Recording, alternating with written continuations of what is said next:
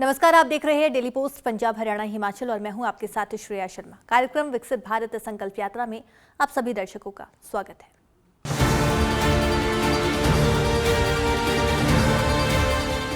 विकसित भारत संकल्प यात्रा कोई राजनीतिक या फिर किसी पार्टी की यात्रा नहीं है, बल्कि ये यात्रा है देश के हर नागरिक की भागीदारी की, जिसे निभाता हुआ वो देश भी विकसित राष्ट्र बनाने की कवायद में सहयोगी हो सके।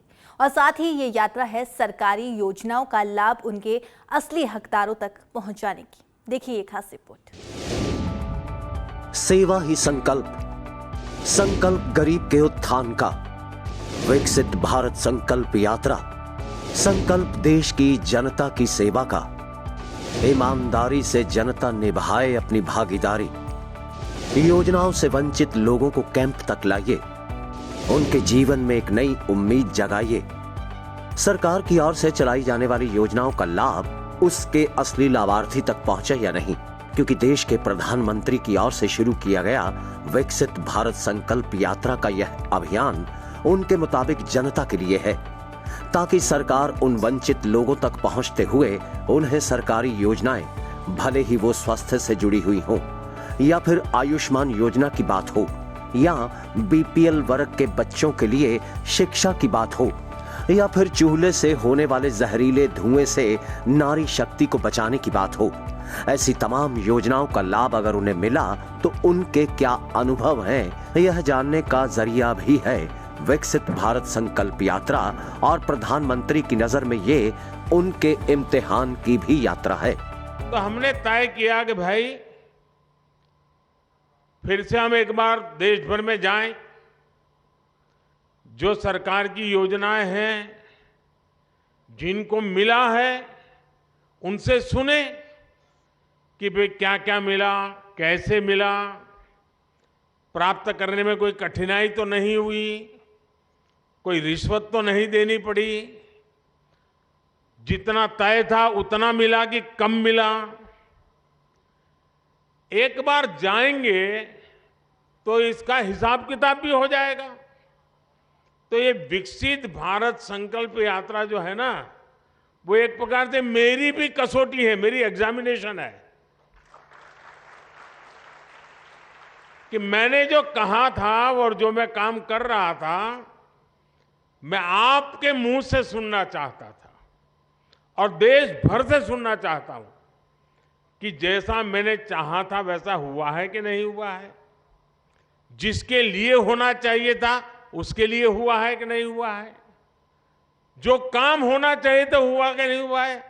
अगर हम इस समय 140 करोड़ देशवासी इसी मिजाज से भर जाएं, बस अब हमें देश को हमें आगे ले जाना है, ऐसे नहीं रहना है।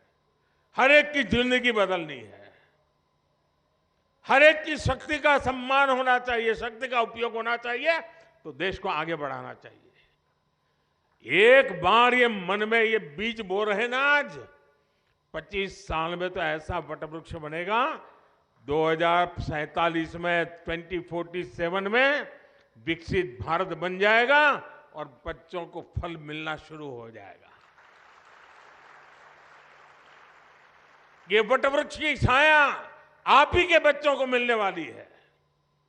और इसलिए विकसित भारत बनाने के लिए हर नागरिक का मिजाज बनना चाहिए, मन बनना चाहिए, संकल्प बनना चाहिए। और अगर मन बन जाता है तो मंजिल दूर नहीं होती है। और ये विकसित भारत संकल्प यात्रा, ये एक प्रकार से देश का काम है, ये किसी राजनीतिक दल का काम नहीं है। और मैं मानता हूं जो इस काम को करता है ना, वो बहुत पवित्र काम करता है। वो दूर से देख रहा है, अखबार में पढ़ रहा है, उसको समझना चाहिए कि मेरी गाड़ी छूट रही है, मैं मौका छोड़ रहा हूं। मैं भले देश का प्रधानमंत्री हूं, लेकिन मेरा बड़ा उमंग है आज आपके बीच आने का। मुझे बड़ा आनंद है कि मैं आज विकसित भारत संकल्प यात्रा का मैं हिस्सा बना। मैं भी संतोष करूंगा, हाँ भाई ये काम मैंने भी किया।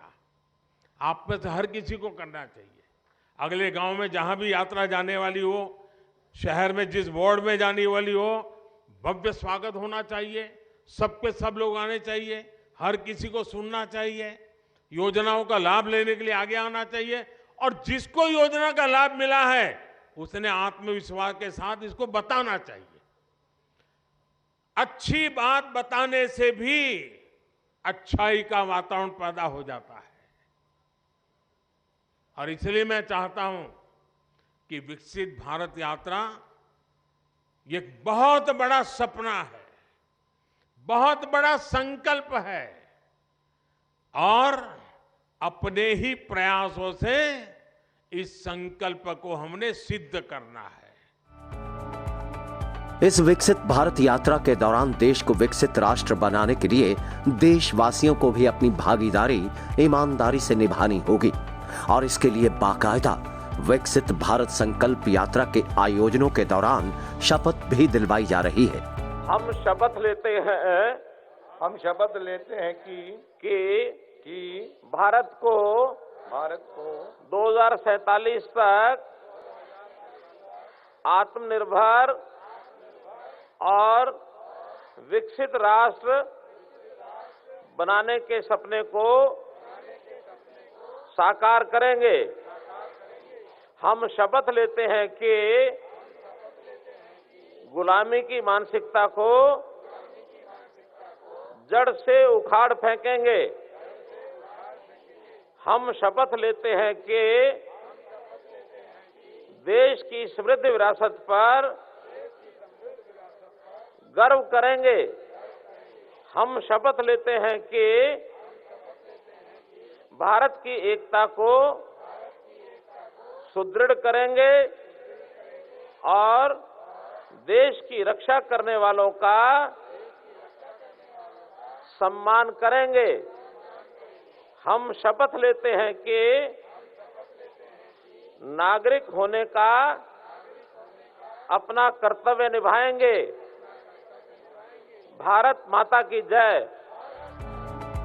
विकसित भारत यात्रा के दौरान लगे कैंपों के बीच तमाम सरकारी अधिकारी कर्मचारी अपना काम करते हुए बीपीएल परिवारों तक सरकारी योजनाओं का लाभ पहुंचाने का काम कर रहे हैं। तो वहीं छोटी रेहड़ी फड़ी लगाने वाले दुकानदार भी केंद्र सरकार की योजना मिशन आजीविका और कई दूसरी योजनाओं का लाभ पाते हुए दिव्यांगजन भी अपने पैरों पर खड़े हो रहे हैं। उनके अनुभव जानते हुए प्रधानमंत्री नरेंद्र मोदी ने लाभार्थियों से हंसी ठिठोली भी की।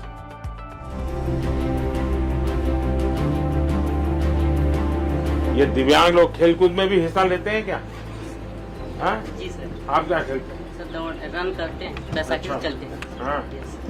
और पढ़ाई कितनी की? पढ़ाई हम काम कंप्लीट किए हैं, अभी सिविल सर्विस की तैयारी कर रहे हैं। तो यहाँ क्या क्या योजना का लाभ मिला आपको? यहाँ सर हमको पेंशन भी मिला है, बाकी दुकान संचालन के लिए अभी आवेदन भी किए हैं, बाकी उपकरण के संबंधी जो भी जरूरतें पड़ती है हमको। क्या दुकान चलाओगे? सर सीएससी का चलाते हैं अपना, उसी में स्टेशनरी डाल रहे हैं। अच्छा, तो कितने लोग आते हैं सीएससी सेंटर पे? सर काउंट तो नहीं करते, फिर भी आ जाते हैं 10-12 लोग दिन भर में आ जाते हैं आराम से, कि हमारी जीविकोपार्जन हो जाए। तो महीने भर में कितनी कमाई हो जाती है? सर काउंट नहीं। अच्छा मत बताइए, कोई इनकम टैक्स वाला नहीं आएगा भाई, कोई ऐसे करते है क्या? सर जो भी होता है अपने नहीं, आपको लगता होगा इनकम टैक्स भेजेगा मोदी? नहीं सर, हैं? ऐसी बात नहीं है सर। इनकम टैक्स भरना पड़ेगा तो कमाते होंगे। नहीं सर। आपके चेहरे की खुशी बता रही है। नहीं सर, आपसे मिलने की खुशी है सर। अच्छा। जी सर, इतना नजदीक से कभी मिले नहीं थे। हाँ। सीएससी सेंटर चलाते हैं sir, Neeraj Kumar Maurya. CSC centre कब से शुरू किया? सीएससी सेंटर 3 साल हो गया सर। और कंप्यूटर खुद चला लेते हैं? जी सर, खुद चला लेते हैं। कितने लोगों को काम दिया सीएससी सेंटर में? सीएससी आपने? सेंटर में सर 3 लोग हमारे वहाँ। 3 लोग हैं? जी सर। उनको पैसा देते हैं, पगार वगार? जी सर। अच्छा, 4000 रुपये महीने। 4000 रुपये देते हैं? जी सर। तो वहीं गरीबों के लिए योजनाएं बनाते हुए उनका लाभ उन तक पहुंचाने के लिए पीछे भावना है सेवा की। जिस तरीके से एक परिवार का मुखिया परिवार के लालन पालन सुख सुविधाओं के लिए हर यत्न करता है, उसी तरह हरियाणा प्रदेश को भी अपना परिवार मानने वाले मुख्यमंत्री मनोहर लाल भी इसी भावना से काम करते हुए अपने दायित्व का निर्वाह करने में जुटे हुए हैं। और इसी प्रेरणा से आपको बता दें कि उन्हें प्रधानमंत्री से भी मिली है। इस बात का जिक्र मुख्यमंत्री मनोहर लाल ने विकसित भारत संकल्प यात्रा के एक आयोजन के दौरान किया है। देखिए ये खास रिपोर्ट। सबका विकास, सबका साथ और सबका विश्वास के संकल्प के साथ हरियाणा एक, हरियाणवी एक के सिद्धांत पर चलने वाले मुख्यमंत्री हरियाणा मनोहर लाल अपनी जन कल्याणकारी और पारदर्शी नीतियों के चलते आज कई तरह की सरकारी योजनाओं का लाभ हरियाणा के हर वर्ग के लोगों तक पहुंचा रहे हैं। लेकिन उनकी नजर में उन्होंने जो सपना लंबे अरसे पहले देखा था, वो क्यों देखा था, आज उसकी असल में उन्हें अनुभूति हो रही है। इस बात का जिक्र मुख्यमंत्री हरियाणा ने करते हुए देश के प्रधानमंत्री नरेंद्र मोदी के संग अपनी पुरानी यादों को भी ताजा किया। बहुत एक विशेष प्रकार की अनुभूति मुझे इसलिए हो रही है कि समाज की सेवा का जो व्रत हमने वर्षों पहले लिया था, जिसके ऊपर चलने के लिए मन में एक विचार आया था कि लगातार पूरी उम्र, पूरी आयु इस समाज की सेवा में कोई कमी न रह जाए, आज उसकी अनुभूति मुझे हो रही है।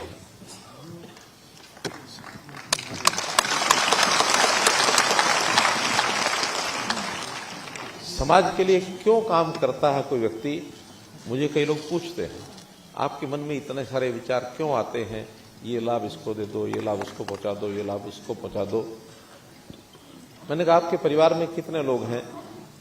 उन्होंने गिनाया, मेरे माता पिता हैं, मेरे 2 भाई हैं, 1 बहन है, मेरे बच्चे हैं, एक 8-10 परिवार के सदस्य हैं। मैंने कहा आप उनके लिए काम करते हैं ना? मैंने हाँ करता हूं। मुझे जो आय होती है मैं उनके लिए ही सब कपड़े भी लेके आता हूं, उनके जूते भी लेके आता हूं, उनकी बीमारी में भी पैसा खर्च करता हूं, उनकी पढ़ाई पर भी करता हूं, बुजुर्गों की सेवा भी करता हूं। क्यों करते हो? तो मेरे अपने रिश्तेदार हैं। तो पैमाना क्या है? जो रिश्तेदार है उसकी सेवा करो। अब ये भाव मन में लाने के लिए जब हमने विचार किया कि मेरे पास हरियाणा की जिम्मेवारी आई है मुख्यमंत्री के नाते, तो क्या मैं ये 2,80,00,000 लोगों को अपने परिवार का सदस्य नहीं मान सकता?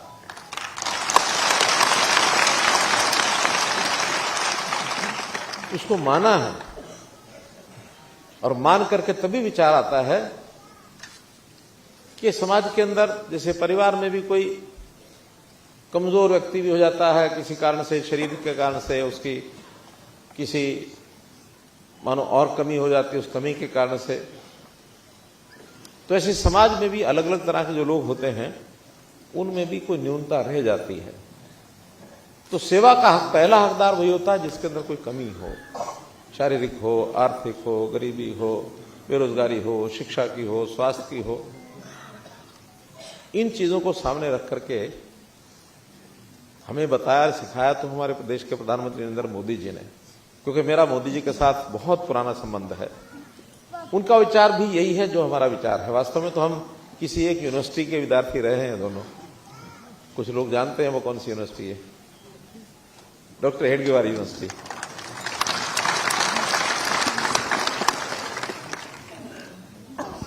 तो वहां सिखाया ही जाता है कि समाज अपना है, समाज के साथ प्रेम करो। हम लोग आगे बढ़े। सबसे पहले तो यह आया कि समाज में जो बीमार हो जाते हैं व्यक्ति, उनका आर्थिक स्थिति परिवार की अच्छी नहीं होती है, तो कोई ना कोई पैसा खर्च होता है, कोई योजना बनाई जाए। तो प्रधानमंत्री जी ने योजना दे दी, क्या? आयुष्मान भारत। उस आयुष्मान भारत में हर ऐसा गरीब परिवार जो बीपीएल जिसको हम कहते हैं, उसका 5 लाख रुपए का बीमा, घर में कोई बीमार हो जाए उसका खर्च सरकार उठाएगी। उस योजना में हरियाणा के 15 लाख परिवार, 15.5 लाख परिवार आए।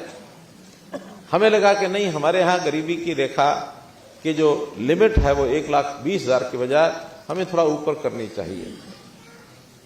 तो हमने उसको 1,80,000 कर दिया और 14 लाख परिवार आ गए, तो हमारे यहां 29 लाख परिवार हो गए।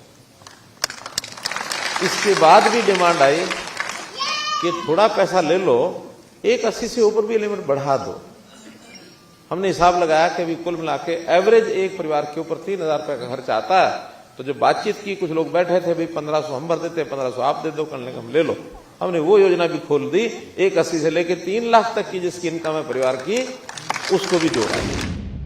तो फिलहाल कार्यक्रम विकसित भारत संकल्प यात्रा में इतना ही। अब मुझे यानी कि श्रेया शर्मा को आप इजाजत दीजिए और आप बने रहे डेली पोस्ट पंजाब, हरियाणा, हिमाचल के साथ। नमस्कार।